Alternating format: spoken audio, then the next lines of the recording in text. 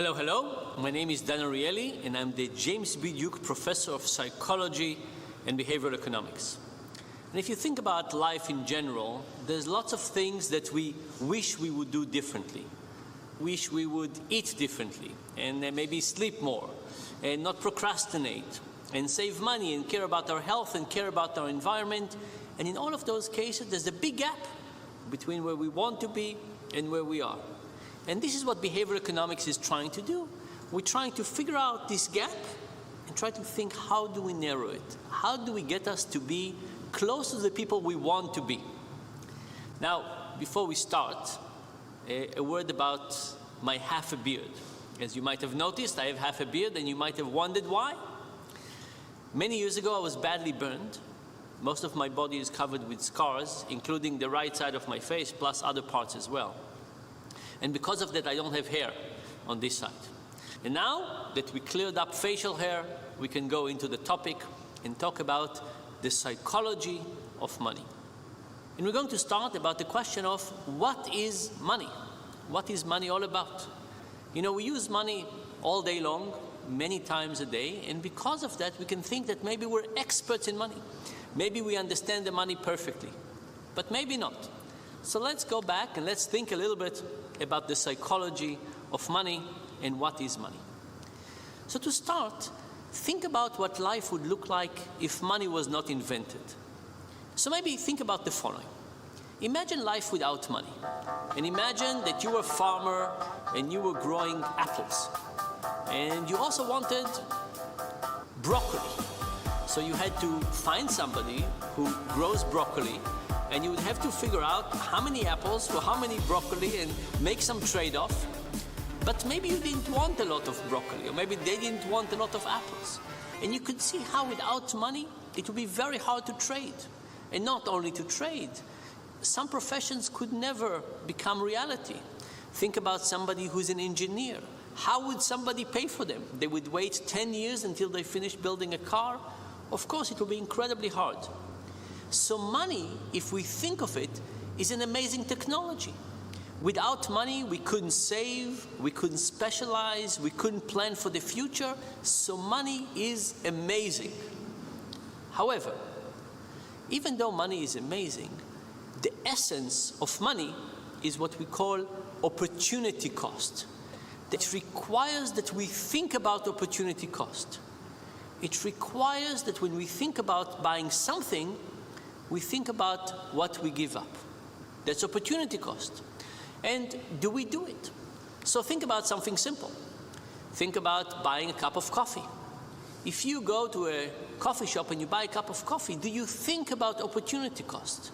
When you pay, do you think, what else could I have done with this money right now if I didn't buy this cup of coffee? People often don't do that. And we also don't do it when it comes to big things. A few years ago, I went to a Toyota dealership. These were people who were about to buy a car. They already knew their payment for the car. They were just still debating it. And I came to these people and I say, what is the opportunity cost? If you were going to go and buy this car today, what would you give up? And people didn't have an answer. Why didn't they have an answer? Because they never thought about it. And then I pushed. I said, look, something has to give up. What would give up? And you know what was the most common answer I got? If I buy a Toyota, I can't buy a Honda. Now, that's of course true, but that's not the kind of answer I was looking for. I was looking for trade-off over time and across product categories. I was looking for answers where people would say, if I buy this new car, I'm giving up 3 weeks of vacation for the next 5 years. And I'm giving 70 cups of coffees and 16 books and some intertemporal across-domain substitution. But the reality is that it's really hard to think about opportunity cost. So here's a dilemma.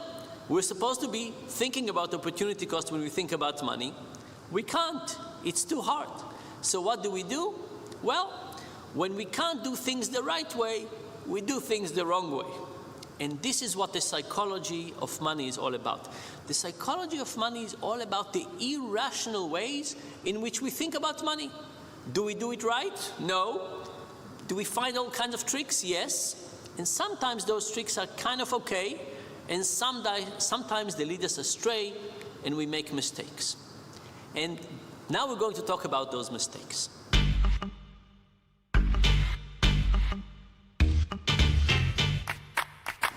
One of those mistakes that we make when we think about money is called relativity. And the idea of relativity is everywhere in human decision making, not just in money.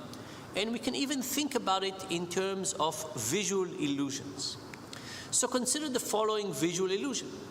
We have two circles in the middle, surrounded by circles. How do the two of them look, the two one in the middle? Which one looks bigger? When you ask people this question, everybody sees the circle surrounded by small circles as being bigger. But is it really bigger? With visual illusions, there's some easy things we can do. For example, we can take the background away, and we can show that the middle two circles are actually exact the same. What happened is that the circles in the middle are the same. It's the outside circles that give us context, relativity, and make us think differently about them. The one that is surrounded by big circles looks small in comparison. The one that is surrounded by small circles looks big in a comparison. We think that we compare the two circles in the middle to each other, but we don't. We compare them to their immediate environment. And that's also what we do with money as a metaphor. We think about money in relative terms. Let me give you a couple of examples. Example one, imagine you go to a store and you're going to buy a pen. You look at different pens, you pick one, and you go to the cashier.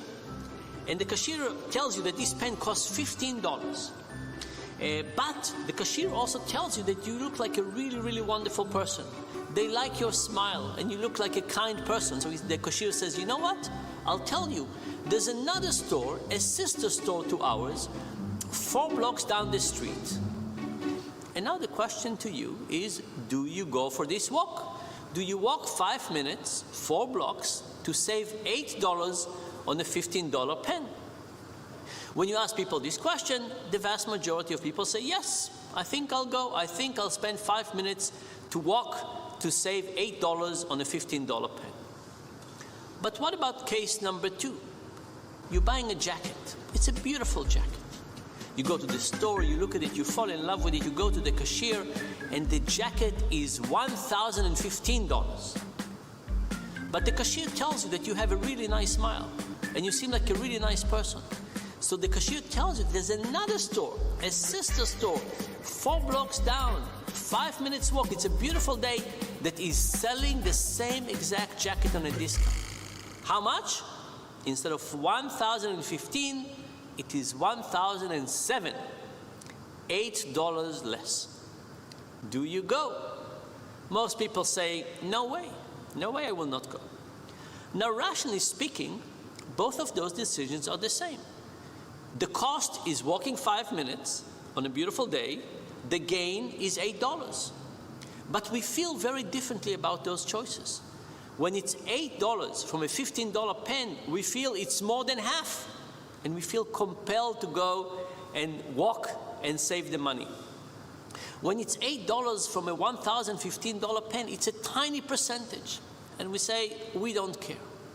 Now, the reality is that your bank account doesn't care if the $8 is coming from a pen or from a jacket. Your bank account only cares about $8 more or $8 less. But that's not how we think. We think in relative terms. Is it rational? No. But is it something that we do all the time? Absolutely. One other way to think about relativity is to think about discounts. Imagine that you go to the store, and one time you see a beautiful shirt that you like, and it costs $50. Another time you come and you see a beautiful shirt that you like, but it says it used to cost $100, and now it's $50 on a discount. Which one of those looks better? It turns out that the one on discount looks much better, and people are much more willing to buy it. Now, why would you possibly care about what a shirt used to cost in the past? But we do care about it. Why? because we think about money in relative terms. Used to cost 100, now it's 50. That seems like a good deal. If you want to stop thinking from time to time about money in relative terms, you can try and clean out some of those relativity questions. So let's go back to the question about the shirt. Maybe next time when you go and you see a shirt that used to be $100, but now on discount it's $50, don't let that fool you. Ask yourself, what would you do if the shirt was $50 from the beginning? Would you still have been that excited? Relativity, of course, is not the only way in which we think about money in irrational ways. Another one is fairness.